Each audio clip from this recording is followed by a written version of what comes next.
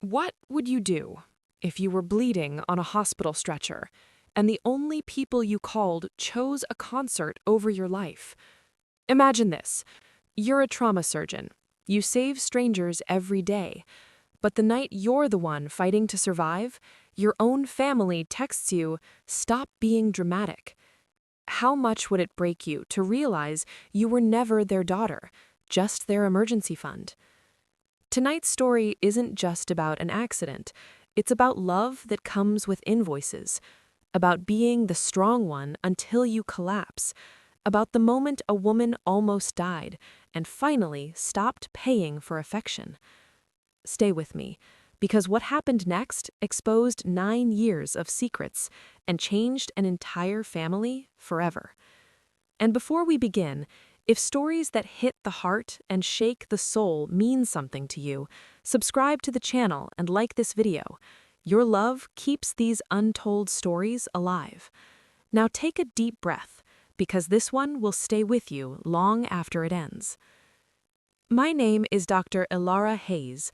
I'm 35 years old, a trauma surgeon, and the mother of 4-year-old twin boys.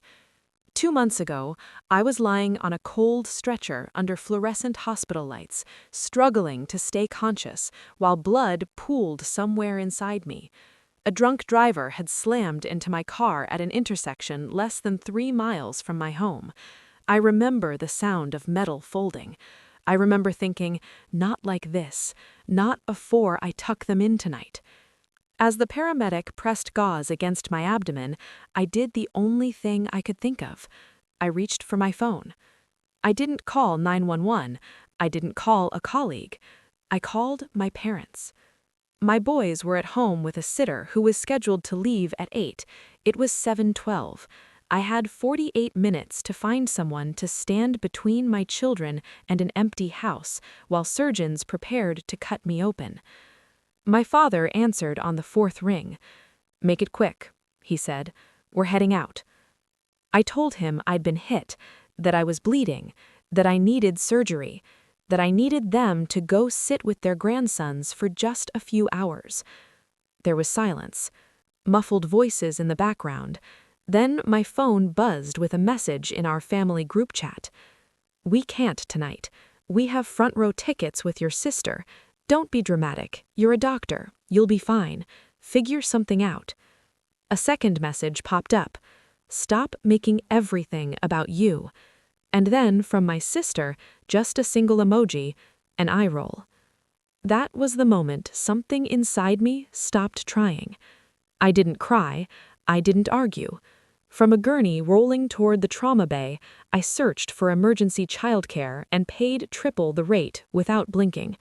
I authorized everything with a trembling thumb, while a nurse cut open my blouse. And while they wheeled me into surgery, I made a decision that would cost me my family and save my life. I stopped. I stopped sending the money. I stopped answering the calls. I stopped being the daughter who fixed everything.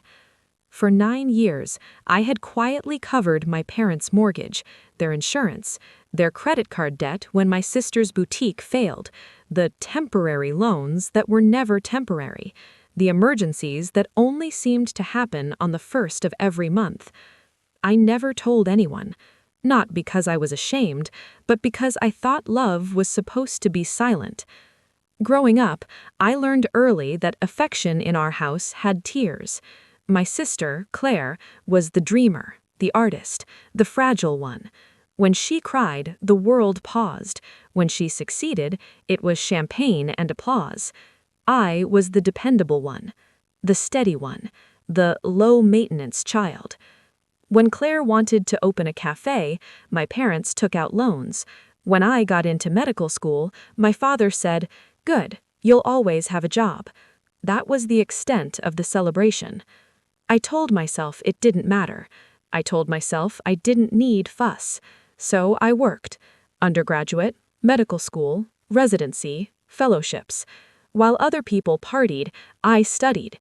While Claire traveled Europe finding inspiration, I pulled overnight shifts. And when my twins' father left halfway through my pregnancy, I didn't collapse. I didn't beg. I kept going. I had 2 newborns and a stack of surgical textbooks open on my kitchen counter, and still the transfers went out every month. 3,000 here, 800 there. I kept spreadsheets, not because I intended to confront anyone, but because some quiet part of me needed proof that I wasn't imagining the imbalance. By the time I lay bleeding in that ambulance, the total had passed $350,000. $350,000. And when I needed them for 3 hours, I was a nuisance. Surgery lasted 5 hours. My spleen had ruptured. The surgeon later told me I was lucky. Lucky. I spent a week in recovery. No flowers, no visits, not even a text asking if I survived. The only consistent presence was Daniel, a fellow surgeon who covered my shifts without being asked and sat by my bed reading case files out loud because he knew silence made my mind spiral. On the 3rd day, still attached to IV lines, I opened my banking app. I canceled all automatic transfers. I blocked 3 phone numbers. There was no dramatic music playing, no shaking hands, just a stillness I hadn't felt in years. Like setting a weight I'd carried so long, I forgot my spine wasn't meant to bend that way. The fallout came quickly. They noticed within a week. My father left voicemails demanding explanations. My mother cried about betrayal. My sister accused me of punishing them for an accident. But the most interesting thing wasn't their anger. It was their fear. Without my money, their lifestyle began to unravel. The house went up for sale. The country club membership quietly expired. Claire's boutique closed for renovations that never reopened. And 2 weeks after I was discharged, there was a knock at my door. I expected confrontation. What I found instead was my grandfather, 80 years old, retired appellate judge, a man who had rarely interfered in family matters. He stepped inside, hugged me gently around my still healing ribs, and said, "I've been waiting for this moment for years." He knew. He had known about the money. He had known about the favoritism.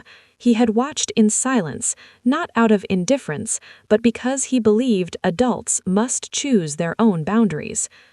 "I have a birthday coming up, and I'd like you to attend." The entire extended family would be there. "I won't embarrass you," he promised. "I will only tell the truth." I almost didn't go, but something in me was tired of being the misunderstood one. The gathering was elegant: silver trays, crystal glasses, familiar faces. My parents played their roles beautifully: concerned, confused, wounded. "She's been unstable since the accident," my mother whispered loudly to an aunt. "We're worried about her mental state," my father added. Claire mentioned post-trauma personality changes. I stood across the room holding my son's hands and realized they were trying to pre-write the narrative, make me unreliable, make them victims. And then my grandfather stood. He didn't raise his voice, he didn't accuse, he simply presented numbers. 9 years of transfers, dates, amounts, bank confirmations. He read Red Memo's text out loud, word for word. The room went silent in a way that felt like gravity had increased. My father tried to interrupt. My grandfather simply said, "Richard, you may respond after the evidence." And for the first time in my life, I watched my parents without their authority protecting them. They looked small. Not evil, not monstrous, just small. I hadn't planned to speak, but when my grandfather asked if I wished to add anything, I did. I said I wasn't angry. I said I wasn't seeking revenge.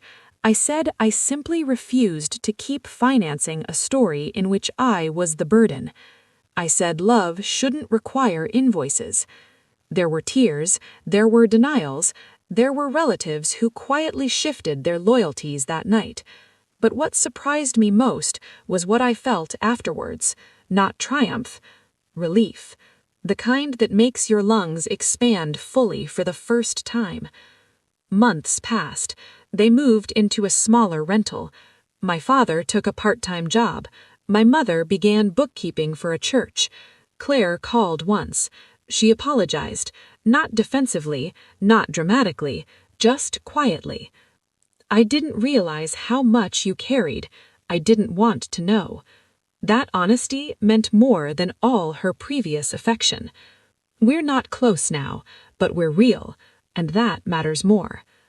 A year later, I stand in a modest townhouse near the hospital. The boys have a college fund. My finances are stable. My weekends belong to us. I don't dread my phone ringing. I don't flinch at group chats. I don't transfer money out of guilt. I still love my parents, but I love myself more, and that changed everything. Here's what